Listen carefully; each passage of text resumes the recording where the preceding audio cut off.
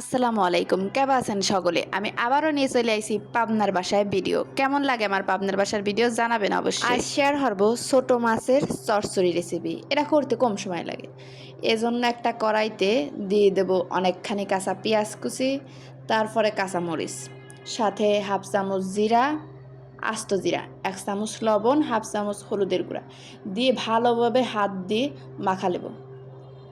ভালো করে মাখাবেন আর মনে করবেন জীবনে যত সূত্র আছে সবগুলারে মাখায় মাখায় চিবাই চিবাই শেষ করে দিচ্ছেন।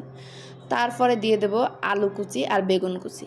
আমি এখানে 5টা বড় সাইজের আলু কুচি দিছি আর সামান্য একটু বেগুন কুচি দিছি। এরপরে দিয়ে দেব সয়াবিন তেল। সয়াবিন তেল পরে দেওয়ার কারণ কি জানেন? তেল দেওয়ার আগে যদি আলুগুলি সুন্দর করে চটকায় চটকায় মাখান তাহলে চচ্চড়ির স্বাদ ভালো হয়। এজন্যই ভালো করে চটকায় চটকায় মাখাইছি। তারপরে দিয়ে দিছি তেল, দিয়ে আরও ভালো করে চটকায় চটকায় মাখাবো। এরপরে দিয়ে দেবো মাছ। আমি এখানে পৃথিবীর যত প্রকার ছোটো মাছ আছে সবগুলা দিয়ে দিছি, জাস্ট কিডিং। আমি এখানে দিয়ে দিছি বাইম মাছ, ট্যাংরা মাছ, পুঁটি মাছ, চেলা মাছ আর চাদা মাছ। এই তো দিয়ে ভালোভাবে মাখাই দেব। মাখায় এর মধ্যে দিয়ে দেবো 1 গ্লাস পানি, দিয়ে হাত দিয়ে চাপে চাপে সমান করে দেব, দিয়ে ভালো করে ঢাকা চাপা দিয়ে চুলা জ্বালাই দেব। আর কোনো চাপ নেই, জ্বলতে থাকবে চুলা।